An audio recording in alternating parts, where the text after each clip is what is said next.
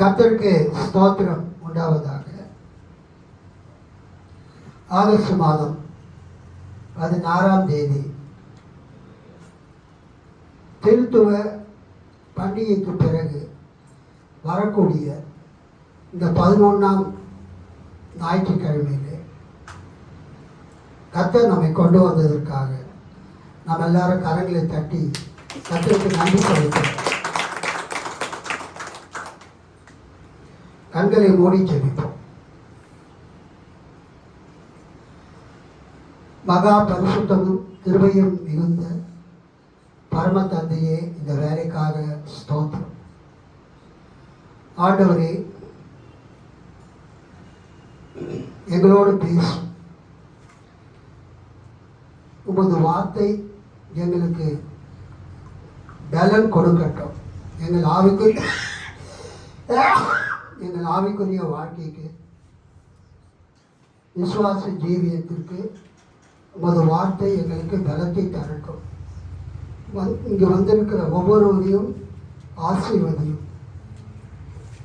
இந்த செய்தியை யூடியூப்பில், ஃபேஸ்புக்கில் கேட்க போகிற ஒவ்வொரு மக்களையும் ஆசீர்வதியும். உமக்கே ஸ்தோத்திரம். இயேசுவின் மூலம் பிதாவே, ஆமென். இந்த டஸ்ட்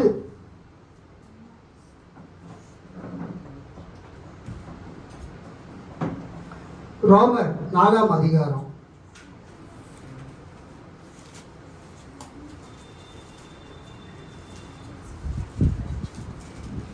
13 முதல் 25 வரை வாசிக்கிறேன், கவனிங்கள். ரோமர் 4:13 முதல். அன்றியும் உலகத்தை சுதந்தரிப்பான் என்கிற வாக்கு தத்துவம்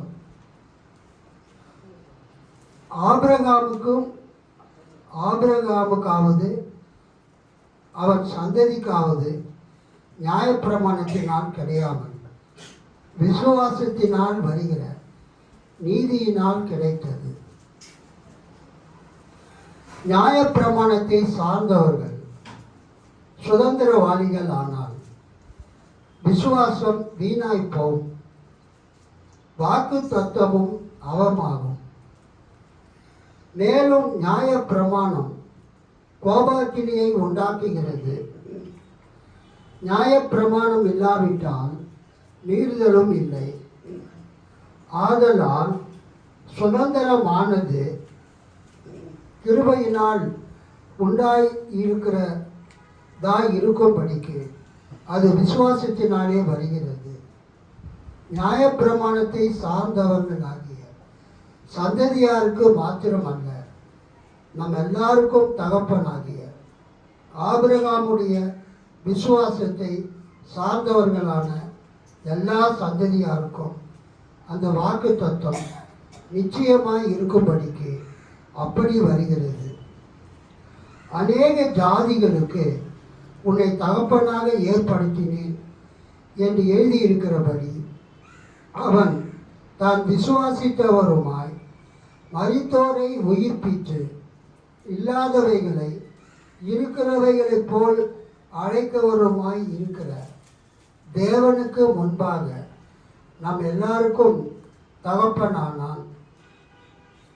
உன் சந்ததி இவ்வளவாய் இருக்கும் என்று சொல்லப்பட்டபடியே தான் அநேக ஜாதிகளுக்கு தகப்பன் ஆவதை நம்புகிறதற்கு ஏது இல்லாதிருந்தும் அதை நம்பிக்கையோடே விசுவாசித்தான். அவன் விசுவாசத்திலே பலவீனமாய் இருக்கவில்லை. அவன் ஏறக்குறைய 100 வயதுள்ளவனாய் இருக்கும்போது தன் சரீரம் செத்து போனதையும் சாராளுடைய கர்ப்பம் செத்து போனதையும் எண்ணாதிருந்தான். தேவனுடைய வாக்கு தத்துவத்தை குறித்து அவன் அவிசுவாசமாய் சந்தேகப்படாமல் தேவன் வாக்கு தத்துவம் பண்ணினதை நிறைவேற்ற வல்லவராய் இருக்கிறார் என்று முழு நிச்சயமாய் நம்பி தேவனை மகிமைப்படுத்தி விசுவாசத்தில் வல்லவனானான். ஆகையால் அது அவனுக்கு நீதியாக எண்ணப்பட்டது. அது அவனுக்கு நீதியாக எண்ணப்பட்டது என்பது அவனுக்காக மாத்திரமல்ல, நமக்காகவும் எழுதப்பட்டிருக்கிறது. நம்முடைய கர்த்தராகிய இயேசு கிறிஸ்துவை மரித்தோரில் இருந்து எழுப்பினவரை விசுவாசிக்கிற நமக்கும் அப்படியே எண்ணப்படும். அவர் நம்முடைய பாவங்களுக்காக ஒப்பு கொடுக்கப்பட்டும் நாம் நீதிமான்கள் ஆக்கப்படுவதற்காக எழுப்பப்பட்டும் இருக்கிறார். அல்லேலூயா, அல்லேலூயா, கர்த்தருக்கு ஸ்தோத்திரம். இன்றைக்கு பிரசங்க வசனம் ரோமர் 4:18. உன் சந்ததி இவ்வளவாய் இருக்கும் என்று சொல்லப்பட்டபடியே தான் அநேக ஜாதிகளுக்கு தகப்பனாவதை நம்புகிறதற்கு ஏதுமில்லாதிருந்தோம், அதை நம்பிக்கையோடே விசுவாசித்தான். அல்லேலூயா. உன் சந்ததி இவ்வளவாய் இருக்கும் என்று சொல்லப்பட்டபடியே தான் அநேக ஜாதிகளுக்கு தகப்பனாவதை நம்புகிறதற்கு ஏது இல்லாதிருந்தும் அதை நம்பிக்கையோடு விசுவாசித்தான். கர்த்தருக்கு ஸ்தோத்திரம். விசுவாசிகளுடைய தகப்பன் ஆபிரகாம். அல்லேலூயா. விசுவாசிகளுடைய தகப்பன் ஆபிரகாம். ஆபிரகாம் பற்றி சிறப்பம்சம் என்னவென்றால், ஆபிரகாம் தேவன் அவனுக்கு கொடுத்த வாக்குத்தத்தத்தை அவன் விசுவாசித்தான். அல்லேலூயா. ஆபிரகாமுக்கு தேவன் செய்வதாக சொன்ன வாக்குத்தத்தத்தை ஆபிரகாம் விசுவாசித்தான். அதுதான் மிகவும் நாம் கவனிக்க வேண்டிய point. Abraham believed in the promises of God. Abraham believed in the promises of God. தேவன் ஆபிரகாமுக்கு கொடுத்த வாக்கு தத்தங்களை ஆபிரகாம் விசுவாசித்தான். Or he had faith in the promises of God. ஆபிரகாமுக்கு செய்வேன் என்று தேவன் சொன்ன வாக்கு தத்தத்தின் மீது ஆபிரகாம் விசுவாசம் உடையவனாக இருந்தான். இன்றைக்கு காலை நேரத்தில் இந்த ஒரே ஒரு வசனம் தான் செய்திக்கான வசனம். ரோமர் 4:18. உன் சந்ததி எவ்வளவாய் இருக்கும் என்று சொல்லப்பட்டபடியே தான் அநேக ஜாதிகளுக்கு தகப்பன் ஆவதை நம்புகிறதற்கு ஏதுமில்லாதிருந்தும் அதை நம்பிக்கையோடே விசுவாசித்தான். நீங்கள் ஆபிரகாமை பற்றி நீங்கள் தெரிஞ்சுக்கணும்னு சொன்னால், ஆபிரகாமுடைய அழைப்பு அது ஆதியாகமம் 12 அதிகாரத்தில் இருக்கு. அதுக்கு அடுத்தது தேவன் ஆபிரகாமுக்கு கொடுக்குற அந்த வாக்கு தத்தங்கள் அது எங்கே இருக்குதுன்னா ஆதியாகமம் 15 அதிகாரத்தில். ஆதியாகமம் 15 அதிகாரத்தில். அதுக்கு அடுத்தது ஆதியாகமம் 17 அதிகாரத்தில் ஆண்டவர் ஆபிரகாமுக்கு கொடுத்த வாக்கு தத்தம் இருக்கிறது. இங்கே நம்ம என்ன பார்க்குறோன்னா, கர்த்தருக்கு ஸ்தோத்திரம். ஆதியாகமம் 12 அதிகாரத்தில் தேவன் ஆபிராமை அழைக்கிறார். 12:1 கர்த்தர் ஆபிராமை நோக்கி, நீ உன் தேசத்தையும் உன் இனத்தையும் உன் தகப்பனுடைய வீட்டையும் விட்டு புறப்பட்டு நான் உனக்கு காண்பிக்கும் தேசத்துக்கு போ. நான் உன்னை பெரிய ஜாதியாக்கி உன்னை ஆசீர்வதித்து உன் பேரை பெருமைப்படுத்துவேன். நீ ஆசீர்வாதமாய் இருப்பாய். உன்னை ஆசீர்வதிக்கிறவர்களை ஆசீர்வதிப்பேன், உன்னை சபிக்கிறவனை சபிப்பேன். பூமியில் உள்ள வம்சங்கள் எல்லாம் உனக்குள் ஆசீர்வதிக்கப்படும் என்றார். கர்த்தர் ஆபிராமுக்கு சொன்னபடியே அவன் புறப்பட்டு போனான். லோத்தும் அவனோடு கூட போனான். ஆபிராம் ஆரானை விட்டு புறப்பட்ட போது 75 வயது உள்ளவனாய் இருந்தான். ஆபிராம் தன் மனைவியாகிய சாராயையும் தன் சகோதரனுடைய குமாரனாகிய லோத்தையும் தாங்கள் சம்பாதித்திருந்த தங்கள் சம்பத்து எல்லாவற்றையும் ஆரானிலே சவதரித்த ஜனங்களையும் கூட்டிக் கொண்டு அவர்கள் கானான் தேசத்துக்கு புறப்பட்டு போய் கானான் தேசத்தில் சேர்ந்தார்கள். ஆபிராம் அந்த தேசத்திலே சுற்றி திரிந்து சீகேம் என்னும் இடத்துக்கு சமீபமான மோரே என்னும் சமபூமி மட்டும் வந்தான். அக்காலத்திலே கானானியர் அத்தேசத்தில் இருந்தார்கள். கர்த்தர் ஆபிராமுக்கு தரிசனமாகி உன் சந்ததிக்கு இந்த தேசத்தை கொடுப்பேன் என்றார். அப்பொழுது அவன் தனக்கு தரிசனமான கர்த்தருக்கு அங்கே ஒரு பலிபீடத்தை கட்டினான். அல்லேலூயா சொல்லாமா? கால் ஆஃப் ஆபிரகாம். கர்த்தர் ஆபிராமை அழைக்கக்கூடிய ஒரு காரியத்தை நாம் பார்க்கிறோம். அதுக்கு அடுத்தது நீங்கள் பார்த்தீங்கன்னா ஆதியாகமம் 15 அதிகாரம் 1 வசனத்திலிருந்து. இந்த காரியங்கள் நடந்த பின்பு கர்த்தருடைய வார்த்தை ஆபிராமுக்கு தரிசனத்திலே உண்டாகி, அவர் ஆபிராமே, நீ பயப்படாதே, நான் உனக்கு கேடகமும் உனக்கு மகா பெரிய பலனுமாய் இருக்கிறேன் என்றார். அதற்கு ஆபிராம், கர்த்தராகிய ஆண்டவரே, அடியனுக்கு என்ன தருவீர்? நான் பிள்ளை இல்லாமல் இருக்கிறேன். தமஸ்கு ஊரானாகிய இந்த எலியேசர் என் வீட்டு விசாரணை கர்த்தனாய் இருக்கிறானே என்றான். பின்னும் ஆபிராம், தேவரீர், எனக்கு புத்திர சந்தானம் அருளவில்லை. இதோ என் வீட்டிலே பிறந்த பிள்ளை எனக்கு சோதரவாளியாய் இருக்கிறான் என்றான். அப்பொழுது கர்த்தருடைய வார்த்தை அவனுக்கு உண்டாகி, இவன் உனக்கு சோதரவாளி அல்ல, உன் கர்ப்ப பிறப்பாய் இருப்பவனே உனக்கு சோதரவாளி ஆவான் என்று சொல்லி அவர் அவனை வெளியே அழைத்து, நீ வானத்தை அண்ணாந்து பார், நட்சத்திரங்களை என்ன உன்னாலே கூடுமானால் அவைகள் என்ன என்று சொல்லி, பின்பு அவனை நோக்கி, உன் சந்ததி இவனமாய் இருக்கும் என்றார். அல்லேலூயா. 6 வசனம். அவன் கர்த்தரை விசுவாசித்தான். அதாவது கர்த்தர் சொன்னதை விசுவாசித்தான். கர்த்தர் கொடுத்த வாக்கு தத்தத்தை விசுவாசித்தான். அதாவது மீன் அவன் கர்த்தரை விசுவாசித்தான். அதை அவர் அவனுக்கு நீதியாக எண்ணினார். பின்னும் அவர் அவனை நோக்கி, இந்த தேசத்தை உனக்கு சுதந்திரமாக கொடுக்கும் பொருட்டு உன்னை ஊர் என்கிற கல்தேயருடைய பட்டணத்தில் இருந்து அழைத்து வந்த கர்த்தர் நானே என்றார்.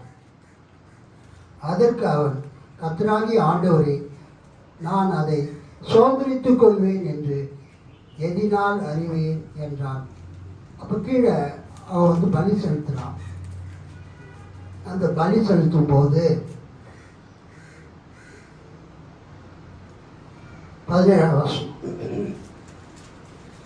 சூரியன் அஸ்தமித்து காரிருள் உண்டான பின்பு இதோ புகைகிற சூளையும் அந்த துண்டங்களின் நடுவே கடந்து போகிற அக்கினி ஜுவாலையும் தோன்றின. அந்நாளிலே கர்த்தர் ஆபிரகாமோடே உடன்படிக்கை பண்ணி எகிப்தின் நதி துவக்கி ஐபிராத் என்னும் பெரிய நதி மட்டும் உள்ளது. கேனியரும் கெனிசியரும் கத்மோனியரும் ஏத்தியரும் பெரிசியரும் ரெப்பாயீமியரும் எமோரியரும் கானானியரும் கிர்காசியரும் எபூசியரும் என்பவர்கள் இருக்கிறதுமான இந்த தேசத்தை உன் சந்ததிக்கு கொடுத்தேன் என்றார். அல்லேலூயா. அதுக்கு அடுத்தது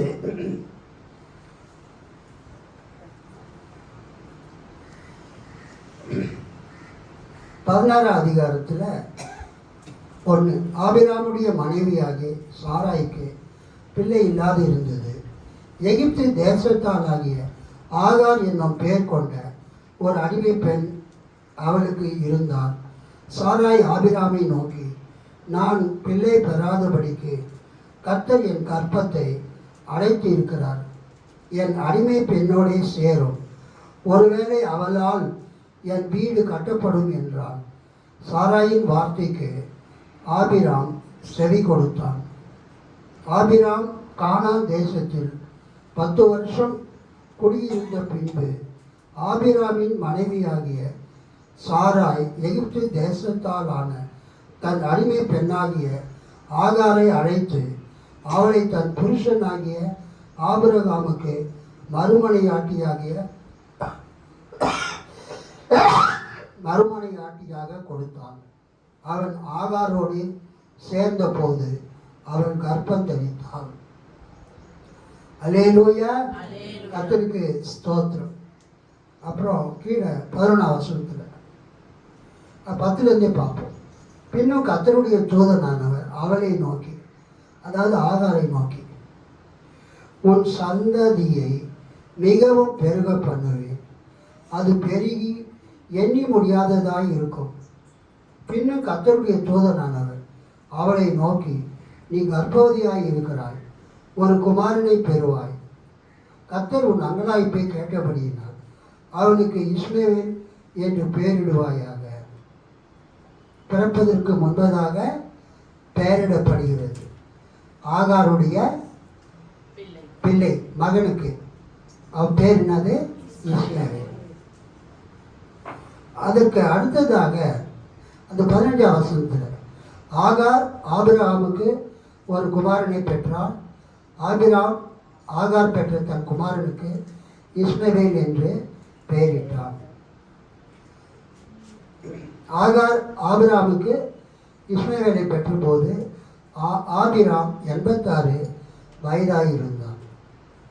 அதுக்கு அடுத்தது 17ஆம் அதிகாரம். இந்த வசனத்தெல்லாம் படித்தாதான் அந்த கலாத்தியர் 4:18 நம்ம சரியாக புரிந்து கொள்ள முடியும். ஆதியாகமம் 17ஆம் அதிகாரம். ஆபிராம் 99 வயதான போது கர்த்தர் ஆபிராமுக்கு தரிசனமாகி, நான் சர்வ வல்லமையுள்ள தேவன், நீ எனக்கு முன்பாக நடந்து கொண்டு உத்தமனாய் இரு, நான் உனக்கும் எனக்கும் நடுவாக என் உடன்படிக்கையை ஏற்படுத்தி உன்னை மிகவும் திரளாய் பெருக பண்ணுவேன் என்றார். ஒரு அல்லேலூயா சொல்லாமா? ஸ்தோத்திரம். அப்பொழுது ஆபிராம் முகங்குப்புற விழுந்து வணங்கினான். தேவன் அவனோடு பேசி, நான் உன்னோடு பண்ணுகிற என் உடன்படிக்கை என்னவென்றால், நீ திரளான ஜாதிகளுக்கு தகப்பனாவாய். இங்கே பேரை மாத்துறாரு. இனி உன் பேர் ஆபிராம் எனப்படாமல் நான் உன்னை திரளான ஜாதிகளுக்கு தகப்பனாக ஏற்படுத்தினபடியால் உன் பேர் ஆபிரகாம் எனப்படும். அல்லேலூயா. திரளான ஜாதிகளுக்கு தகப்பன், ஃபாதர் ஆஃப் மெனி நேஷன்ஸ், திரளான ஜாதிகளுக்கு தகப்பன். உன் பேர் ஆபிரகாம் எனப்படும். உன்னை மிகவும் அதிகமாய் பலுக பண்ணி உன்னிலே ஜாதிகளை உண்டாக்குவேன். உன்னிடத்திலிருந்து ராஜாக்கள் தோன்றுவார்கள். உனக்கு பின்வரும் உன் சந்ததிக்கும் நான் தேவனாய் இருக்கும்படி எனக்கும் உனக்கு பின் தலைமுறை தலைமுறையாக வரும் உன் சந்ததிக்கும் நடுவே என் உடன்படிக்கையை நித்திய உடன்படிக்கையாக ஸ்தாபிப்பேன். நீ பரதேசியாய் தங்கி வருகிற கானான் தேசம் முழுவதையும் உனக்கும் உனக்கு பின்வரும் உன் சந்ததிக்கும் நித்திய சுதந்திரமாக கொடுத்து நான் அவர்களுக்கு தேவனாய் இருப்பேன் என்றார். பின்னும் தேவன் ஆபிரகாமை நோக்கி, இப்பொழுது நீயும் உனக்கு பின் தலைமுறை தலைமுறையாக வரும் உன் சந்ததியும் என் உடன்படிக்கையை கைக்கொள்ளுங்கள். எனக்கும் உங்களுக்கும் உனக்கு பின்வரும் உன் சந்ததிக்கும் நடுவே உண்டாகிறதும் நீங்கள் கைக்கொள்ள வேண்டியதுமான என் உடன்படிக்கை என்னவென்றால், உங்களுக்கு பிறக்கும் சகல ஆண் பிள்ளைகளும் விருத்த சேதனம் பண்ண வேண்டும். உங்கள் நுனித்தோலின் மாம்சத்தை விருத்த சேதனம் பண்ண கடவீர்கள். அது எனக்கும் உங்களுக்கும் உடன்படிக்கைக்கு அடையாளமாய் இருக்கும். உங்களின் தலைமுறை தலைமுறையாக பிறக்கும் ஆண் பிள்ளைகள் எல்லாம் 8ஆம் நாளிலே விருத்த சேதனம் பண்ணப்பட வேண்டும். வீட்டிலே பிறந்த பிள்ளையும் உன் வித்தில்லாத அந்நியனிடத்தில் பணத்திற்கு கொல்லப்பட்ட எந்த பிள்ளையும் அப்படியே விருத்த சேதனம் பண்ண வேண்டும். உன் வீட்டிலே பிறந்த பிள்ளையும் உன் பணத்திற்கு கொல்லப்பட்டவனும் விருத்த சேதனம் பண்ணப்பட வேண்டியது அவசியம். இப்படி என் உடன்படிக்கை உங்கள் மாம்சத்திலே நித்திய உடன்படிக்கையாக இருக்க கடவுது. நுனித்தோலின் மாம்சம் விருத்த சேதனம் பண்ணப்படாதிருக்கிற நுனித்தோல் உள்ள ஆண் பிள்ளையாக இருந்தால் அந்த ஆத்துமா என் உடன்படிக்கையை மீறினபடியால் தன் ஜனத்தில் இராதபடிக்கு அறுப்புண்டு போவான். அல்லேலூயா, கர்த்தருக்கு ஸ்தோத்திரம். ஆண்டவர் சாராய்க்கும் வாக்குத்தத்தம் கொடுக்கிறார். 15 பின்னும் தேவன் ஆபிரகாமை நோக்கி, உன் மனைவி சாராயை இனி சாராய் என்று அழையாதிருப்பாயாக. சாராள் என்பது அவளுக்கு பேராய் இருக்கும். மதர் ஆஃப் மெனி நேஷன்ஸ், திரளான ஜாதிகளுக்கு தாய். நான் அவளை ஆசீர்வதித்து அவளாலே உனக்கு ஒரு குமாரனை தருவேன். அவள் ஜாதிகளுக்கு தாயாகவும் அவளாலே ஜாதிகளின் ராஜாக்கள் உண்டாகவும் அவளை ஆசீர்வதிப்பேன் என்றார். அப்பொழுது ஆபிரகாம் முகக்குப்புற விழுந்து நகைத்து, 100 வயதானவனுக்கு பிள்ளை பிறக்குமோ, 90 வயதான சாராள் பிள்ளை பெறுவாளோ என்று தன் இருதயத்திலே சொல்லிக்கொண்டு இஸ்மவேல், அதாவது ஏற்கனவே ஆகாருக்கு பிறந்திருக்கிற மகன் இஸ்மவேல் உமக்கு முன்பாக பிழைப்பானாக என்று ஆபிரகாம் தேவனிடத்தில் விண்ணப்பம் பண்ணினான். அப்பொழுது தேவன், உன் மனைவியாகிய சாராள் நிச்சயமாய் உனக்கு ஒரு குமாரனை பெறுவாள். அவனுக்கு ஈசாக்கு என்று பெயரிடுவாயாக. என் உடன்படிக்கையை அவனுக்கும் அவனுக்கு பின்வரும் அவன் சந்ததிக்கும் நித்திய உடன்படிக்கையாக ஸ்தாபிப்பேன். இஸ்மவேலுக்காகவும் நீ செய்த விண்ணப்பத்தை கேட்டேன். நான் அவனை ஆசீர்வதித்து அவனை மிகவும் அதிகமாக பலுகவும் பெருகவும் பண்ணுவேன். அவன் 12 பிரபுக்களை பெறுவான். அவன் பெரிய ஜாதியாக்குவேன்.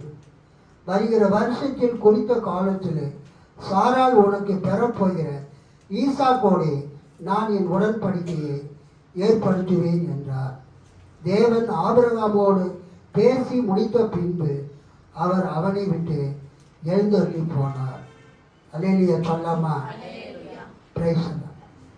ஆபிரகாமை பற்றி நம்ம நல்லா அறிஞ்சிக்கணும்னா ஆதியாகமம் 12லிருந்து 12 அதிகாரம், 15 அதிகாரம், 17 அதிகாரம்லாம் ஃபுல்லாக படிக்கணும்.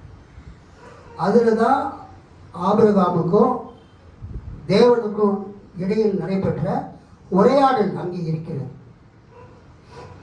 முக்கியமாக தேவன் ஆபிரகாமுக்கு பேரை மாத்துறார்.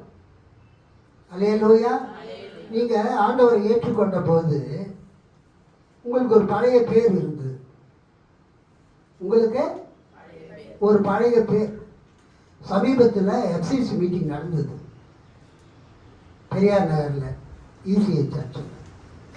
அப்போ ஒரு தம்பி வந்து பாட்டு பாடினார். அவர் பேர் விக்னேஷ். பாதரை தெரியாமல் கொள்ளாமல் அவர் பாஸ்டர் விக்னேஷன் போட்டார். அப்போ நான் கேட்டேன், நீ எங்கேப்பா பாஸ்டர் ஆனன்னு கேட்டேன். நான் இன்னும் பாஸ்டர் ஆகலை, எங்கள் பாஸ்டருக்கு துணை ஊழியக்காரர் நான் இருக்கிறேன் அப்படின்னா. அப்போ நான் சொன்னேன், பாஸ்டர் கூட பரவாயில்லை, நீங்கள் துணை ஊழியக்காரர். ஆனால் பாஸ்டர் விக்னேஷன் எப்படி போடலாம்? நீங்கள் எங்கள் சர்ச்சிலையும் ஒரு விக்னேஷ் இருக்கிறான் இல்லை? நான் சொன்னேன் அந்த மீட்டிங்கில், நீ ஞானஸ்நானம் எடுக்கும்போது கர்த்தர் வந்து உனக்கு ஒரு புதிய பேரை கொடுப்பார். ஏன் உனக்கு ஞானஸ்தானம் கொடுக்கும்போது உனக்கு பேரை கொடுக்கலையா? உங்கள் பாஸ்டர் பக்கத்துலேயே இருக்கார் அவங்க பாஸ்டர். அப்புறமா அவர் சொன்னார், ஐயா அந்த பையன் பேர் நம்ம ஜோசப் விஜய் மாதிரி. அந்த பையனுக்கு நான் ஜோசப் விக்னேஷன் தான் பேர் கொடுத்தேன். ஆனால் அவன் எல்லார்கிட்டையும் அவன் சர்டிஃபிகேட் என்ன பேர் இருக்கு, விக்னேஷ் அந்த பேரே சொல்லிட்டு இருக்கிறான். அப்போ நான் சொன்னேன், நீ இது எங்கேயாவது சொல்லிக்க, ஆனால் சர்ச்சில் வந்து ஆராதனை நடத்துகிற இடத்துல நீ போய் வர்ஷிப் நடத்துகிற இடத்துல பாஸ்டர் விக்னேஷ்னு சொல்லக்கூடாது. Pastor Joseph Vignesh. என கர்த்தர் உனக்கு ஒரு புதிய நாமத்தை கொடுத்து விட்டார்.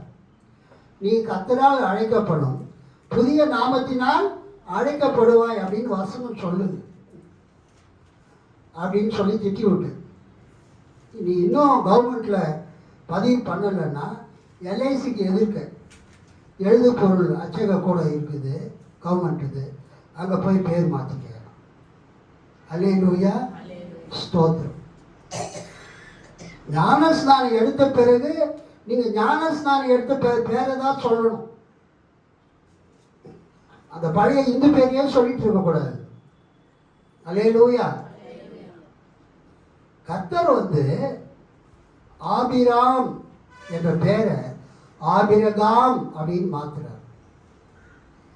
சாராய் என்ற பேரை சாராள் என்று மாத்துறார். அதுக்கு என்ன அர்த்தம்? Abraham father of many nations, திரளான ஜாதிகளுக்கு தகப்பன், திரளான தேசங்களுக்கு தகப்பன். உன்னிடத்திலிருந்து ராஜாக்கள் தோன்றுவார்கள். உலகத்தை ஆளக்கூடிய பல அரசர்கள் உன்னிடத்தில் இருந்தே தோன்றுவார்கள். தேவன் ஆபிரகாமுக்கு சொன்னார். அதே மாதிரி சாராய்க்கு ஆண்டவர் பேரை மாத்தினார். என்ன பேரை மாத்தினாரு? சாராள், மதர் ஆஃப் மெனி நேஷன்ஸ், திரளான ஜாதிகளுக்கு தாய். அப்போ அவங்க ரெண்டு பேருக்கும் குழந்தை இருக்குதா? இல்லை. சரி, குழந்தையே இல்லாத ஒரு சூழ்நிலையில் எந்த பிள்ளைகளுமே பெக்காத ஒரு நேரத்தில் ஆண்டவர் ஆபிரகாமை என்ன சொல்றாரு? நீ இனிமேல் திரளான ஜாதிகளுக்கு தகப்பன். ஒரு குழந்தை கூட அவனுக்கு பிறக்கல. அந்த அம்மா ஆபிரகாம் ஒய்ஃப் பேர் என்ன? சாராள். சாராயே சாராள்னு மாத்திட்டார். அந்த அம்மாவுக்கு ஒரு குழந்தை கூட பிறக்கல. ஆனால் கர்த்தர் சொல்றாரு, இனிமேல் உன் பேரு திரளான ஜாதிகளுக்கு தாய். நிறைய பேர் ஏழைகளாக இருப்பாங்க, பேர் வந்து லட்சாதிபதி பேர் வச்சுக்குவாங்க, கோடீஸ்வரன் பேர் வச்சுக்குவாங்க, அவங்க அப்பா அம்மா வச்ச பேர். அது விசுவாசத்தில் வைக்கக்கூடிய பேர். நீ எதிர்காலத்தில் லட்சாதிபதி ஆயிரு, நீ எதிர்காலத்தில் கோடீஸ்வரன் ஆகிரு. அது மாதிரி ஆண்டவர் ஆபிரகாமுடைய பேரை மாற்றினார். God changed the names of Abraham and Sarai. Abram பேரை ஆபிரகாம்னு மாற்றினார், சாராய் பேரை சாரால் மாற்றினார். என்ன அர்த்தம்? திரளான ஜாதிகளுக்கு தகப்பன், திரளான ஜாதிகளுக்கு தாய். ஸோ இந்த காலை நேரத்தில் அந்த விசுவாசத்தை தான் நாம் பார்க்கிறோம். என்ன பார்க்கிறோம்? தேவன் ஆபிரகாமை பார்த்து சொன்னார், நான் உன்னை திரளான ஜாதிகளுக்கு தகப்பனாக ஏற்படுத்தினேன். I have made you into father of many nations. திரளான ஜாதிகளுக்கு உன்னை தகப்பனாக ஏற்படுத்தி. அந்த வாக்கு தத்துவத்தை ஆபிரகாம் விசுவாசித்தான். அப்ப அவனுக்கு ஏதாவது குழந்தை பிறந்திருந்ததா? அந்த அம்மாவுக்கு ஏதாவது குழந்தை பிறந்ததா? இல்லை. அவங்க ரெண்டு பேருமே துவக்கத்தில் சந்தேகப்படுறாங்க. எனக்கு 99 வயசு ஆயிடுச்சு, என் மனைவிக்கு 90 வயசு ஆயிடுச்சு, எனக்கு 100 வயசு ஆயிடுச்சு, என் மனைவிக்கு 90 வயசு ஆயிடுச்சு, எங்களுக்கு எப்படி குழந்தை பிறக்கும் அப்படின்னு கொஞ்சம் டவுட் இருந்தது. இருந்தாலும் கர்த்தர் சொன்ன வார்த்தை நிறைவேறும் என்று அவன் முழுவதுமாய் விசுவாசித்தான். Hallelujah. Abraham believed in the promises of God. Abraham தேவனுடைய அந்த வாக்கு தத்தத்தை விசுவாசித்தான். தேவன் என்ன வாக்கு தத்தம் கொடுத்தாரு ஆபிரகாமுக்கு? திரளான ஜாதிகளுக்கு தகப்பன். உன் பேரையே நான் சேஞ்ச் பண்ணிட்டேன். கெசட்ல சேஞ்ச் பண்ற மாதிரி உன் பேரையே நான் என்ன பண்ணிட்டேன்? சேஞ்ச் பண்ணிட்டேன். உனக்கு குழந்தை இல்லை இப்ப, ஆனா நான் உனக்கு குழந்தைகளை கொடுப்பேன், திரளான குழந்தைங்களை கொடுப்பேன். அவர் என்ன பண்றாரு? வெளியில கொண்டு போய் வானத்தை அண்ணாந்து பார், எவ்வளவு நட்சத்திரங்கள் வானத்துல இருக்குதோ, உன்னால என்ன முடியுமா? என்ன முடியாது. அது மாதிரி திரளான நட்சத்திரங்கள் வானத்துல இருக்கிறது போல உனக்கு திரளான குழந்தைகள் பிறக்கும். கடற்கரை மணலுக்கு கூட்டு போய் காட்டுறார். இந்த கடற்கரை மணலை உன்னால் என்ன முடியுமா? எவ்வளோ மணல் இருக்குதுன்னு என்ன முடியாது. அது மாதிரி உனக்கு திரளான பிள்ளைகள் பிறக்கும் அப்படின்னு ஆண்டவர் சொல்றார். என்ன பியூட்டின்னா, ஒரு குழந்தை கூட அப்போ அவனுக்கு கிடையாது. அல்லேலூயா. ஒரு குழந்தை கூட ஆபிரகாமுக்கும் இல்லை, சாராளுக்கும் இல்லை. ஆனால் அவர்கள் வாக்குத்தத்தம் பண்ணினதை கர்த்தர் நிறைவேற்ற வல்லவர் என்று விசுவாசித்தார். They believed on the promises of God. Abraham believed on the promises of God. Abraham had faith in the promise of God. Abraham had confidence in the promise of God. இன்னைக்கு இதுதான் நமக்கு பாடம். என்ன? ஆபிரகாம் குழந்தை பெறுறதுக்கு ஏது இல்லாது இருந்தோம், வாய்ப்பே இல்லை. என்னதுங்க? சொல்லுங்க. நம்ம இடம் வாங்கிறதுக்கு சொல்லுங்க.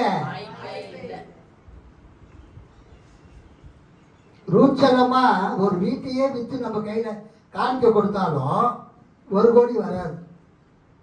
அல்லேலூயா. சொல்ற பாயிண்ட் புரியுதா உங்களுக்கு? நான் உதாரணத்துக்கு சொல்றேன். 3 கோடி எங்க இருக்குது? வாய்ப்பே இல்லை. as on today, இந்த நாளிலே நமக்கு எந்த விதமான வாய்ப்பே இல்லை. ஆனா ஆண்டவர் என்ன சொல்றாரு? ஆபிரகாமுக்கு சொன்ன மாதிரி நமக்கு ஆண்டவர் அந்த இடத்த உனக்கு தருவேன் அப்படின்னு சொன்னாருன்னா அதை நம்ம நம்பிதான் ஆகணும். அல்லேலூயா. அல்லேலூயா. ஜூபிட்டர் 125 வாங்கிறதுக்கு விசுவாசம் இருந்தது. ஐபோன் 14 Pro Max 1.5 லட்சம் ரூபாய்க்கு வாங்கிறதுக்கு நம்பிக்கை இருந்தது. அப்போ கூட கையில் காசு கிடையாது. அது ஒரு மிராக்கிள் தான். அதே மாதிரி ஜூபிட்டர் 125cc வாங்கினதும் ஒரு மிராக்கிள் தான். ஆனால் அதெல்லாம் சின்ன அமௌண்ட்டு. ஆனால் இந்த இடம் மிகப்பெரிய அமௌண்ட்டு. கிட்டத்தட்ட கவர்மெண்ட் ரேட்டு 3 crores போகுது. இங்கே தான் நம்ம பார்க்கணும் ஆபிரகாம சாராய. குழந்தை பெறுவதற்கு ஏது இல்லாது இருந்தோம், குழந்தை பெறுவதற்கு ஆற்றல் இல்லாது இருந்தோம், சரீரம் செத்து போயிருந்தோம், கர்ப்பம் செத்து போயிருந்தோம். இல்லாதவைகளை இருக்கிறவைகளை போல அழைக்கிற தேவனிடத்தில் அவன் விசுவாசமாய் இருந்தான். அல்லேலூயா. கைத்தட்டி ஆண்டவரை மகிமைப்படுத்தும். நம்ம தேவன் எப்படிப்பட்டவர்? இல்லாதவைகளை இருக்கிறவைகளை போல அழைக்கிற தேவன். இந்த வசனத்தை படிங்க. ரோமர் 4ஆம் அதிகாரம்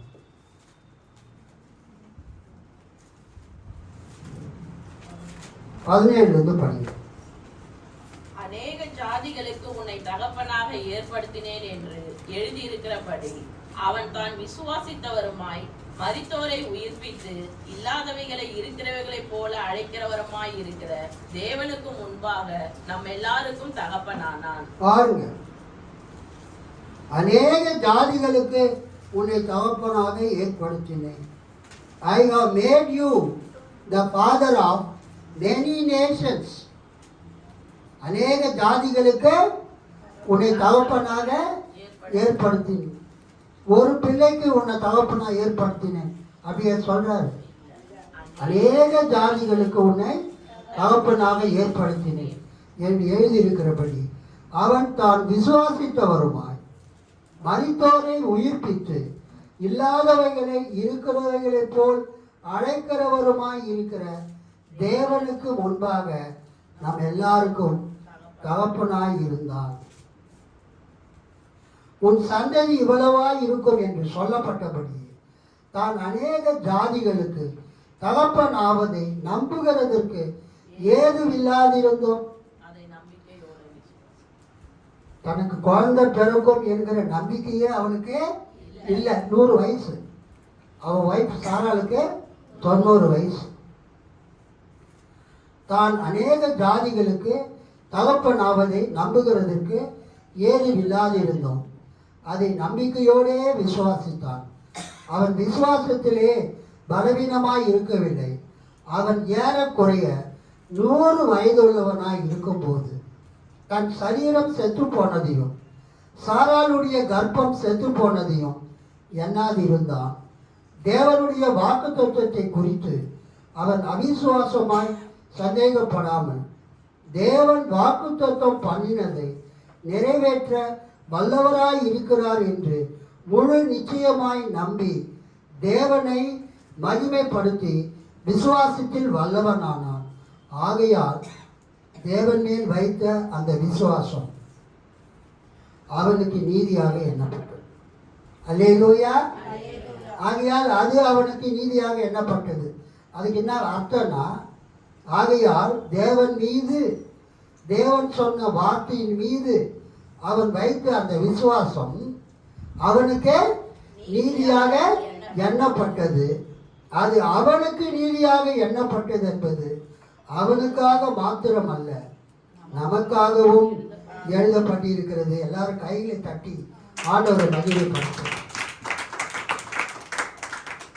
அது ஆபிரகாமுக்கு மட்டுமல்ல, தேவன் மீது, இயேசுவின் மீது நம்பிக்கை வைக்கிற, விசுவாசம் வைக்கிற உங்களுக்காகவும் எனக்காகவும் எழுதப்பட்டிருக்கிறது. அல்லேலூயா. கர்த்தர் நல்லவர். ஆபிரகாம் தேவனுடைய வாக்கு தத்துவத்தின் மீது, தேவன் கொடுத்த அந்த வார்த்தை பிராமிசஸ் மீது, வாக்குறுதி மீது நம்பிக்கை வைத்தது போல நாமும் கடவுளுடைய வார்த்தையின் மீது, இயேசுவின் வார்த்தையின் மீது நம்பிக்கை வைத்தால் இயேசு நம்மை ஆபிரகாமுக்கு இணையாக விசுவாசத்திலே பார்த்து தாம் செய்வதாக சொன்ன காரியத்தை நமக்கும் செய்வார். அல்லேலூயா. God will do it to you.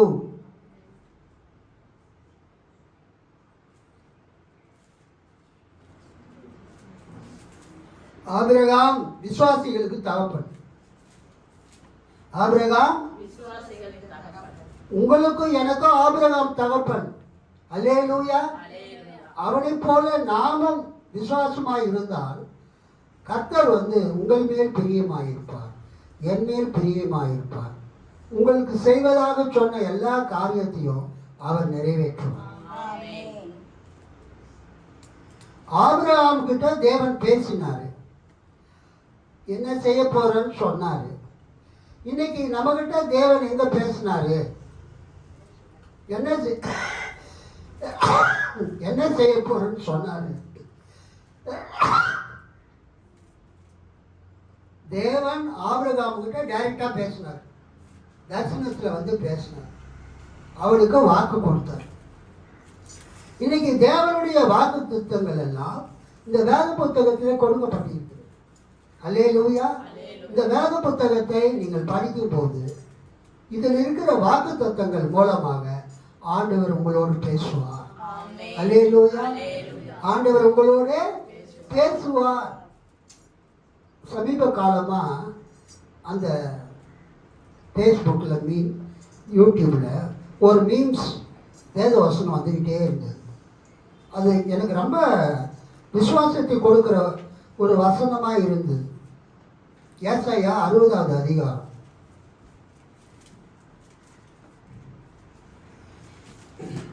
22வது வசனம். ஏசாயா 60:22 படிங்க. சின்னவன் ஆயிரமும் சின்னவன் ஆயிரமும் சிறியவன் பலத்த ஜாதியும் ஆவான். சிறியவன் பலத்த ஜாதியும் ஆவான். கர்த்தராகிய நான் இதுதான் முக்கியம். கர்த்தராகிய நான் ஏற்ற காலத்தில் இதை தீவிரமாய் நடப்பிப்பேன். அதான் கர்த்தர் இங்க என்ன சொல்றாரு? I am the Lord, I will do this in the proper time, in the appropriate time, in the correct time.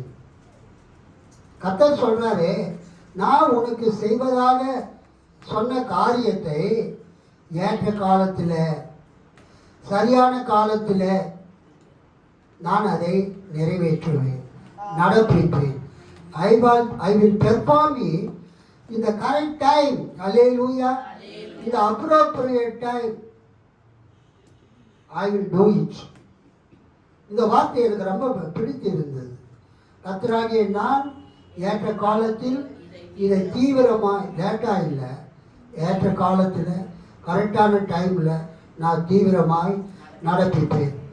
நீங்கள் இந்த வேதத்தை வாசித்து கர்த்தர் உங்களுக்கு கொடுக்குற அந்த வாக்கு தத்தங்களை நீங்கள் பிடித்து கொண்டு நீங்கள் ஜெபிக்கும்போது, உங்கள் விசுவாசத்தை ஆண்டவர்கிட்ட அறிக்கை செய்யும்போது ஆண்டவர் சொல்லுவார், நான் ஏற்ற காலத்தில் தீவிரமாய் நடப்பிப்பேன்.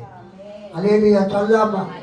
கடைசியா இந்த எபிரேயர் 11ஆம் அதிகாரத்தில் ஆபிரகாமை பற்றியும் சாராளை பற்றியும் என்ன எழுதியிருக்குதுன்னு பாருங்க.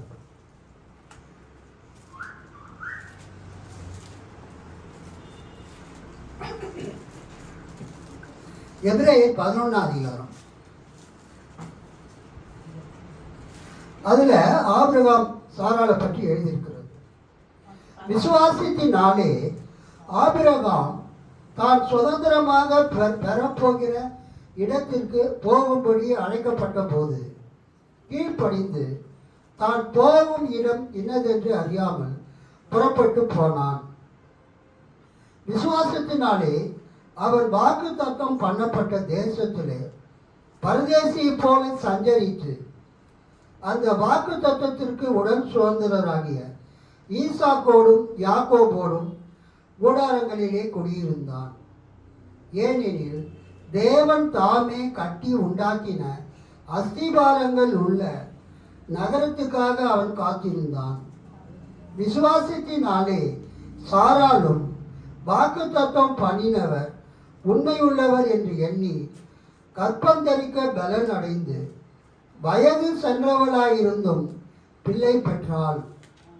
ஆனபடியினால் சரீரம் சத்தவன் என்று எண்ணத்தகும் ஒருவனாலே வானத்தில் உள்ள பெருக்கமான நட்சத்திரங்களைப் போலவும் கடற்கரையில் உள்ள எண்ணிருந்த மணலைப் போலவும் மிகுந்த ஜனங்கள் பிறந்தார்கள்.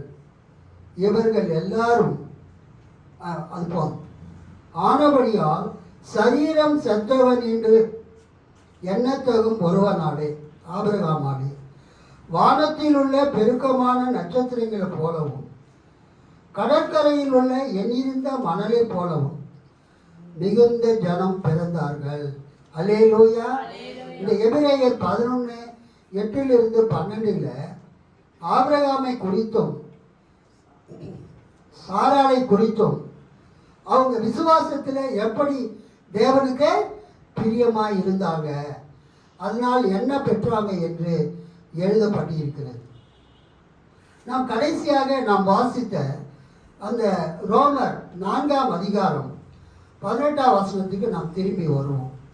ரோமர் 4:18 அதில் என்ன சொல்லப்பட்டு இருக்கிறது? உன் சந்ததி இவ்வளவாய் இருக்கும் என்று சொல்லப்பட்டபடியே தான் அநேக ஜாதிகளுக்கு தகப்பனாவதை நம்புகிறதற்கு ஏதுவில்லாது இருந்தோம், அதை நம்பிக்கையோடே விசுவாசித்தான். அல்லேலூயா சொல்லுங்க. அல்லேலூயா. 100 வயசு ஆயிடுச்சு ஆபிரகாமுக்கு. அவர் மனைவி சாராளுக்கு 90 வயசு. ஒரு குழந்தை கூட 2 பேருக்கும் பிறக்கல.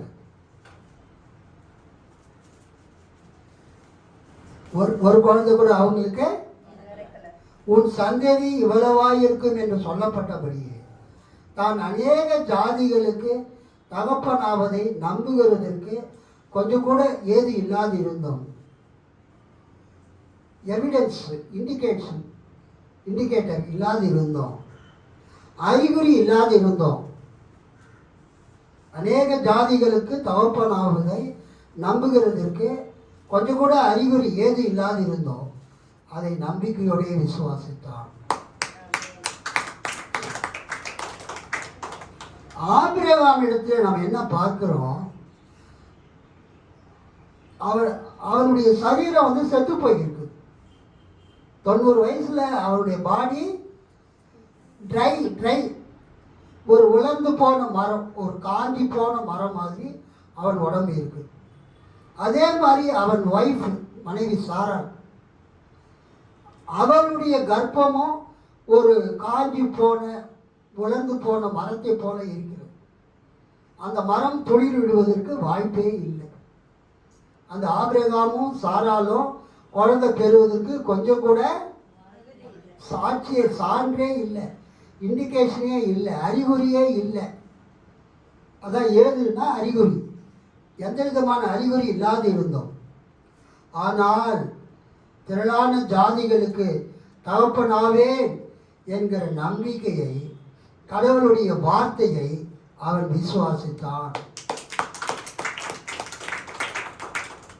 திரளான ஜாதிகளுக்கு, அநேக ஜாதிகளுக்கு தகப்பனாவதை ஆபிரகாம் விசுவாசித்தான்.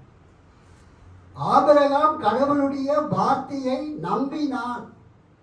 ஆபிரகாம் கடவுள் சொன்ன வாக்குத்தத்தத்தை விசுவாசித்தான். அல்லேலூயா.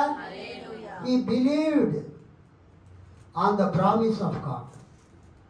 He believed on the promises of God.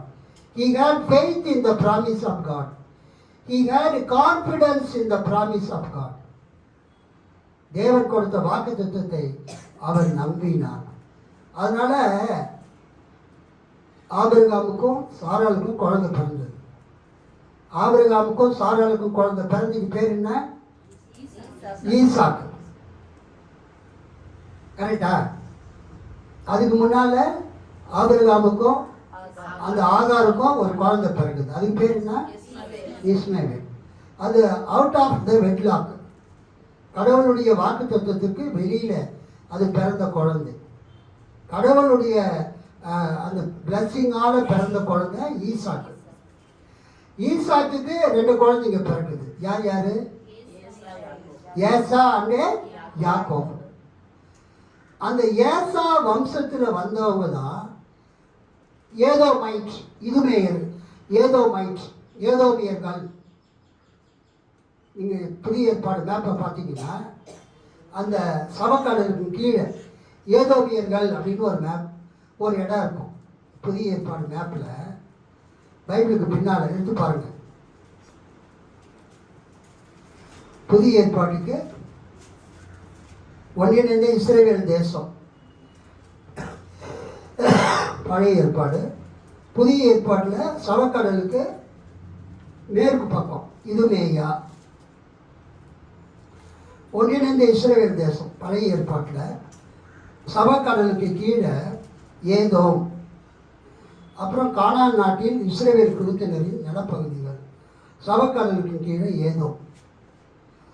அந்த ஏதோம், இதுமேயா, இவங்களாம் எங்கம்மா தேடிட்டு இருக்கிற? சவக்கடல் எங்கே இருக்கு? கீழே போங்க, கீழே போங்க,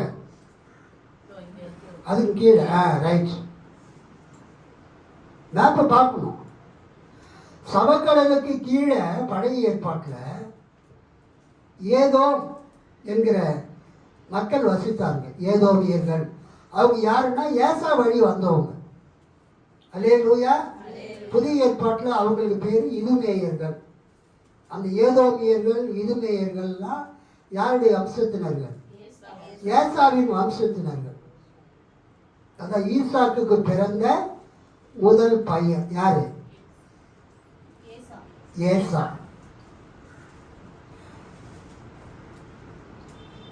அந்த யாக்கோபுக்கு எத்தனை பிள்ளைங்க பிறக்கிறாங்க? 12 பிள்ளைங்க, ஒரு பெண். அந்த 12 பிள்ளைகள் இஸ்ரவேலர்கள் ஆனார்கள். அப்போ ஆபிரகாமுடைய வம்சத்தை செக் பண்ணி பாருங்க. தேவன் வந்து உன்னை திரளான ஜாதிகளுக்கு நான் தகப்பன் ஆக்குவேன் என்றார். ஆக்கினாரா பாருங்க. ஆபிரகாமுக்கு ஒரு குழந்தை பிறக்குது. யாருக்கு? Abraham plus Saran. ஈசாக்கு பிறக்கிறோம். ஈசாக்கு பிறக்கிறதுக்கு முன்னாலேயே ஆபிரகாம் வந்து வேலைக்கார பெண் ஆகார் கூட சேர்ந்து ஒரு குழந்தை பிறகு. அவன் பிறக்கிறதுக்கு முன்னாலேயே கர்த்தருடைய தூதன் அவனுக்கு பேர் வைக்கிறார். என்ன பேரு? இஸ்மவேல். இஸ்மவேல் பிறந்த பிறகு ஈசாக்கு பிறக்கிறோம். ஈசாக்கு பிறந்த பிறகு 2 பிள்ளைகள் பிறக்கிறாங்க. ஒருத்தவன் பேரு ஏசா, இன்னொருத்தவன் பேரு யாக்கோபு. ஏசாவுக்கு ஏதோம் என்கிற ஒரு பேரும் இருக்கு. சிவந்த நிறமுடையவன். என்ன பேர் இதுக்கு அர்த்தம்? சிவந்த, ஆமாம், சிவப்பா இருக்கும். சிவந்த நிறமுடையவன். அவங்க எங்கே வசித்தாங்க? பாலஸ்தீன நாட்டில், இஸ்ரேல் நாட்டில், உப்பு கடலுக்கு கீழே, சவக்கடலுக்கு கீழே அந்த ஏதோமியர்கள் வசித்தாங்க. ஏதோம் தேசத்தில். புதிய ஏற்பாட்டு காலத்தில் உப்பு கடலுக்கு மேற்க வசிக்க ஆரம்பித்தாங்க. அவங்களுக்கு பேர் இதுமேயர்கள். அவங்களுக்கு பேர் என்னது? இதுமேயர்கள். இப்போ ஆபிரகாமுக்கு ஈசாக்கு பிறக்கிறாரு. ஈசாக்குக்கு ஏசாவும் யாக்கோபும் பிறக்கிறாரு. ஏசாவுக்கு என்ன பேருன்னா ஏதோம்னு ஒரு பேர் இருக்குது. அவங்க வம்சத்தில் வரவங்க யாரு? ஏதோமியர்கள். சரி, அதுக்கு அடுத்தது அந்த ஏதோமியர்கள் யாருன்னு பாருங்க. ஆதியாகமம் 25:12-18. ஆதியாகமம் 25:12-18.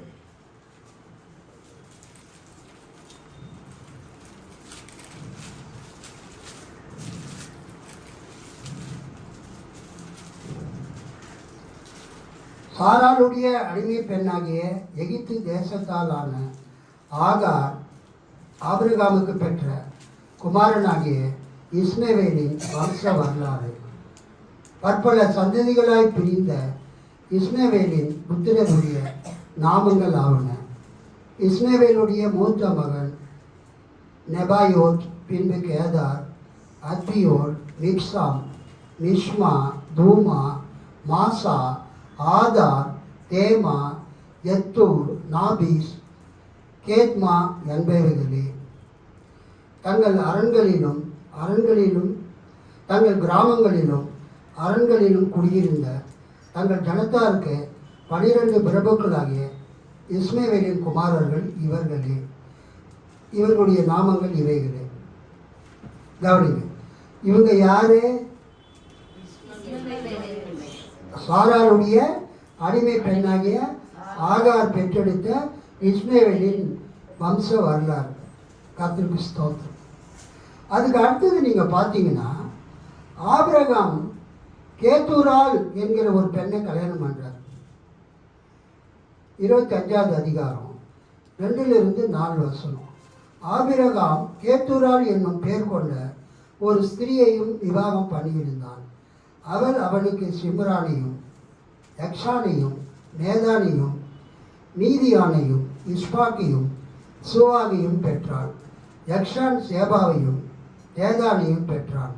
தேதானுடைய குமாரர் அசூரின், நெத்தூசின், நெயூமின் என்பவர்கள். 4 மீதியானுடைய குமாரர் ஏப்பா, ஏப்போ, பேர், ஆனோக்கு, அபிதா, எல்தாக்கா என்பவர்கள். இவர்கள் எல்லாரும் கேத்தூராலின் பிள்ளைகள். ஆபிரகாம் தனக்கு உண்டான யாவையும் ஈசாக்குக்கு கொடுத்தான். ஆபிரகாமுக்கு இருந்த மறுமனையாட்டிகளின் பிள்ளைகளுக்கோ ஆபிரகாம் நன்கொடைகளை கொடுத்து தான் உயிரோடு இருக்கும்போதே அவர்களை தன் குமாரனாகிய ஈசாக்கை விட்டு கிழக்கே போக கீழ் தேசத்துக்கு அனுப்பிவிட்டான். ஆபிரகாம் உயிரோடு இருந்த ஆயுசு நாட்கள் 175 வருஷம். ஒரு அலேலியா சொல்லலாமா? அல்லேலூயா. இப்போ இங்க கேள்வி என்னன்னா,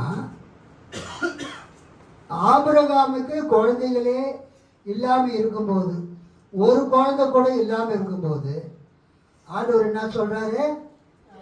வானத்தின் நட்சத்திரங்களைப் போல கடற்கரை மணலைப் போல உன் சந்ததியை பெருக பண்ணுவேன். ஆதியாகமம் 15:5 படிங்க. யாராவது படிங்க. ஆதியாகமம் 15:5. அவர் அவனை வெளியே அழைத்து, ம். நீ வானத்தை அண்ணாந்து பார், நட்சத்திரங்களை எண்ண உன்னாலே கூடுமானால் அவைகளை எண்ணு என்று சொல்லி, பின்பு அவனை நோக்கி, உன் சந்ததி இவ்வண்ணமாய் இருக்கும் என்றார். Praise the Lord. அல்லேலூயா சொல்லாமா? அல்லேலூயா. அடுத்தது 22ஆம் அதிகாரத்துல 17ஆம் வசனத்தையும் ஒருத்தர் படிங்க. நான் உன்னை ஆசீர்வதிக்கவே ஆசீர்வதித்து நான் உன்னை ஆசீர்வதிக்கவே ஆசீர்வதித்து சந்ததியை வானத்து நட்சத்திரங்களைப் போலவும் உன் சந்ததியை வானத்து நட்சத்திரங்களைப் போலவும் கடற்கரை மணலைப் போலவும் கடற்கரை மணலைப் போலவும் பெருகவே பெருக பண்ணுவேன் என்றும் பெருகவே பெருக பண்ணுவேன் என்றும் உன் சந்ததியார் தங்கள் சத்துருக்களின் வாசல்களை உன் சந்ததியார் தங்கள் சத்துருக்களின் வாசல்களை சுதந்தரித்துக் கொள்வார்கள் என்றும் சுதந்திரித்துக் கொள்வார்கள் என்றும் நீ என் சொல்லுக்கு கீழ்ப்படுத்தபடியினால் உன் சந்ததிக்குள் பூமியில் உள்ள சகல சந்ததி ஜாதிகளும் ஆசீர்வதிக்கப்படும் என்று என் பேரில் ஆணையிட்டேன் என்று கர்த்தர் சொல்லுகிறார் என்றார். கவனிங்க, நம்ம எல்லாருமே ஆபிரகாமினுடைய சந்ததி அப்படின்னு சொன்னவனே யாரை நினைக்கிறோம்? ஈசாக்கை தான் நினைக்கிறோம்.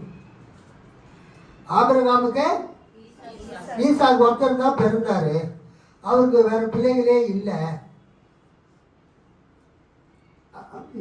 மிஞ்சி போனா அந்த ஆகாருடைய மகன் இஸ்மேல் மட்டும்தான் அப்படின்னு நம்ம நினைச்சிட்டு இருக்கோம்.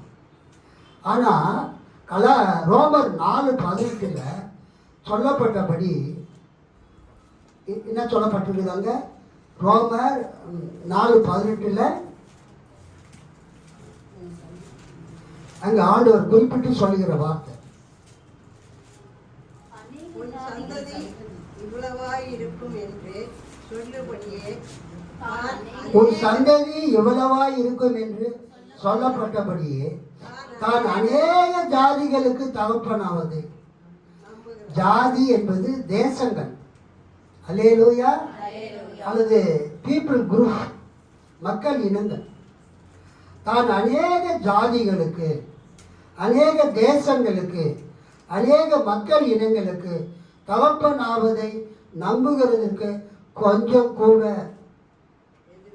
கூட எவிடன்ஸ், ஆதாரம் இல்லை. கொஞ்சம் கூட ஆதாரம் இல்லை, எவிடன்ஸ் இல்லை. தான் அநேக ஜாதிகளுக்கு தகப்பனாவதை நம்புகிறதற்கு கொஞ்சம் கூட ஆதாரம் இல்லாம தான் உடம்பு அப்படி இருக்குது. 100 வயசு ஆயிடுச்சு. தான் மனைவி சாராளுடைய கர்ப்பம் செத்து போயிடுச்சு. 90 வயசு. குழந்தை பிறக்கிறதுக்கு வாய்ப்பே இல்லை. பட்ட மரம் மாதிரி ஆயிடுச்சு. அப்படி ஏது இல்லாது இருந்தோம், கொஞ்சம் கூட எவிடன்ஸ் இல்லாது இருந்தோம், கொஞ்சம் கூட நம்பிக்கையின் ஆதாரம் இல்லாது இருந்தோம். தேவன் சொன்ன வார்த்தையை ஆபிரகாம் நம்பிக்கையோடு விசுவாசித்தான். அதனாலதான் நம்ம அவன் விசுவாசிகளின் தகப்பன் என்று சொல்கிறோம். 100 வயசுல அவன் மனைவிக்கு 90 வயசுல குழந்தை பிறக்கிறதுக்கு வாய்ப்பே இல்லாத நிலையில வாக்குத்தத்தம் பண்ணினதை தேவன் நிறைவேற்ற வல்லவர் என்று அவன் முழு நிச்சயமாய் அவன் நம்பி அதை அறிக்கையிட்டான், விசுவாசித்தான். ஸோ இன்னைக்கு காலை நேரத்தில் இன்னைக்கு நீங்க தேவனை விசுவாசிக்கிறீங்களா? இயேசுவை விசுவாசிக்கிறீங்களா? கர்த்தரை விசுவாசிக்கிறீங்களா? அப்ப அவர் உங்களுக்கு செய்வதாக சொன்ன அனைத்தையும் அவர் நிறைவேற்ற வல்லவராயிருக்கிறார். ஆபிரகாமுக்கிட்ட டைரெக்டாக நேராக வந்து சொன்னார். என்கிட்ட எப்போ சொன்னார்? நான் கேட்குற கேள்வி அதுதான். ஆபிரகாமுக்கிட்ட போய் தேவன் பேசினார். என்ன இளவரசி விமலா சிஸ்டர், ஆபிரகாமுக்கிட்ட அவரே நேராக போய் பேசினார். இதை செய்வேன், அதை செய்வேன், திரளான ஜாதிகளுக்கு தகப்பன் ஆக்குவேன் என்னார். என்கிட்ட எப்போ வந்து தேவன் நேராக பேசினார்? என்கிட்ட பேசினா தானே நான் விசுவாசிக்க முடியும் அப்படின்னு நீங்கள் சொல்லலாம். இப்போ தேவன் வந்து டைரெக்டாக வந்து யார்கிட்டையும் நேராக பேசுறது இல்லை. அல்லேலூயா. அப்படி பேசணும்னு அவருக்கு சித்தம் இருந்தால் அவர் வந்து பேசுவார். இன்னைக்கு தேவன் எப்படி நம்மகிட்ட பேசுகிறாருன்னா அவருடைய வேத புத்தகத்திலிருந்து பேசுகிறார். இந்த பரிசுத்த வேத புத்தகத்தை நாம் வாசிக்கும் போது இதில் அவர் உங்களுக்கு வாக்கு தத்தங்களை கொடுக்கிறார். உங்களுக்கு செய்வதாக தேவன் அநேக ஆயிரக்கணக்கான வாக்கு தத்தங்களை இந்த பரிசுத்த வேத புத்தகத்தில் கொடுத்து இருக்கிறார். இதை நீங்கள் வாசிக்கும் போது ஆவியானவர் உங்களுடைய ஆவியில பேசுவார். அல்லேலூயா. அந்த ஒரு வசனத்தின் மூலமா உங்களோட பேசுவார். இப்போ நான் சொல்ல பார்த்தீங்களா, ஃபேஸ்புக்கில் வாட்ஸ்அப்பில் நிறைய மீம்ஸ் வந்தது. அதில் ஒரு மீம்ஸ் என் கூட ஆண்டவர் பேசிக்கிட்டே இருந்தார். என்னது? ஏசாயா 60:22. ஏற்ற காலத்திலே நான் அதை தீவிரமாய் நடப்பிப்பேன். I will perform it in the correct time. Quickly. I will do that quickly in the correct time. ஏற்ற காலத்திலே துரிதமாய் நான் நடப்பிப்பேன். அவர் என்ன சொல்றாருன்னு எனக்கு புரியுது. ஏற்ற காலத்திலே நான் தீவிரமாய் நடப்பிப்பேன்னா ஆண்டவர் என்ன சொல்றாருன்னு எனக்கு புரியுது. அதை நான் விசுவாசிக்கிறேன். அதை நான் திரும்ப திரும்ப அறிக்கை செய்கிறேன். அது மாதிரி நீங்கள் வேதத்தை வாசிக்கும் போது வேதாகமத்தில் இருக்கிற வாக்கு தத்தங்கள் மூலமாக ஆண்டவர் உங்களோடு பேசுவார். அல்லேலூயா. அல்லது ஆண்டவருடைய ஊழியக்காரர்கள் பேசும்போது அது மூலமா உங்களோடு பேசுவார். பிரசங்கத்தின் மூலமா ஆண்டவர் பேசுவார். தீர்க்கதரிசிகள் மூலமா ஆண்டவர் பேசுவார். வேத வசனங்கள் மூலமா பேசுவார். உங்களுக்கு கனவுகள் தரிசனங்கள் மூலமாக ஆண்டவர் பேசுவார். ஏற்ற காலத்தில் அது தீவிரமாக நடப்பிப்பார். இப்போ பாருங்க, உன்னை திரளான ஜாதிகளுக்கு தகப்பனாக ஏற்படுத்துவேன் அப்படின்னு ஆண்டவர் ஆபிரகாமுக்கு சொன்னார். அதை ஆபிரகாம் விசுவாசித்தான். தன்னுடைய சரீரத்தை பற்றி அவன் கவலைப்படல. தன்னுடைய மனைவியின் சரீரத்தை பற்றி அவன் கவலைப்படல. ஆண்டவருடைய வாக்கு தத்தத்தை அவன் நம்பினான். ஆண்டவர் சொன்னதை செய்வார் என்று அவன் விசுவாசித்தான். வானத்தின் நட்சத்திரங்கள் போல, கடற்கரையில் இருக்கிற திரளான மணலை போல உன் சந்ததியை திரளாய் பெருக பண்ணுவேன். உன்னிடத்திலிருந்து ராஜாக்கள் தோன்றுவார்கள். பல ஜாதிகளுக்கு நீ தகப்பன் ஆவாய். ஸோ கர்த்தர் அவனுக்கு ஈசாக்கு கொடுத்தாரு. ஈசாக்குக்கு ஏசாவை, அதை ஏதோமையும் யாக்கோபையும் கொடுத்தாரு. யாக்கோவுக்கு 12 பிள்ளைகளை கொடுத்தாரு. ஏசாவுக்கு ஆதியாகமம் 25:12-8 நிறைய பிள்ளைகளை கொடுத்தாரு. அதே மாதிரி ஆபிரகாம் இன்னொரு மனைவி ஆகாருக்கு இஸ்மவேலுக்கு கொடுத்தாரு. இஸ்மவேலுக்கும் பிள்ளைகளை கொடுத்தாரு. கேத்தூராளுக்கு ஆண்டவர் யாரை கொடுத்தாரு? ஆதியாகமம் 25:2-4 இருக்கிற பிள்ளைகளை கொடுத்தாரு. ஒரு திரளான சந்ததி அவங்களுக்கு உருவானது. அல்லேலூயா. ஸோ ஒரு குழந்தைக்கே சொல்லுவாங்க, ஒரு குழந்தை பெறதுக்கே வக்கு இல்லை, ஒரு குழந்தை பெறதுக்கே பலன் இல்லை, ஒரு குழந்தை பெறுவதற்கு ஆற்றல் இல்லை, நீ எப்படி திரளான ஜாதிகளுக்கு தகப்பன் ஆவாய்? ஆபிரகாம் சொன்னா, கர்த்தர் என் பேரை மாத்திட்டாரு. கர்த்தரே என்ன மாத்தினாரு? என் பேர் ஆபிராமா இருந்தது, இப்போ ஆபிரகாமா மாத்தினார். என் மனைவி பேரு சாராயா இருந்தது, இப்போ சாராலா மாத்தினார். ஆபிரகாம் என்றால் திரளான ஜாதிகளுக்கு தகப்பன், சாராள் என்றால் திரளான ஜாதிகளுக்கு தாய். ஆகவே நான் தேவனை விசுவாசிக்கிறேன். ஆபிரகாம் தேவனை விசுவாசித்தான், அதை அவர் அவனுக்கு நீதியாக எண்ணினார். அதுக்கு என்ன அர்த்தம்? ஆபிரகாம் தேவன் சொன்ன வாக்குத்தத்தத்தை நம்பினான். அதை நம்பினதுனால தேவன் அதை நீதியாக எண்ணினார்.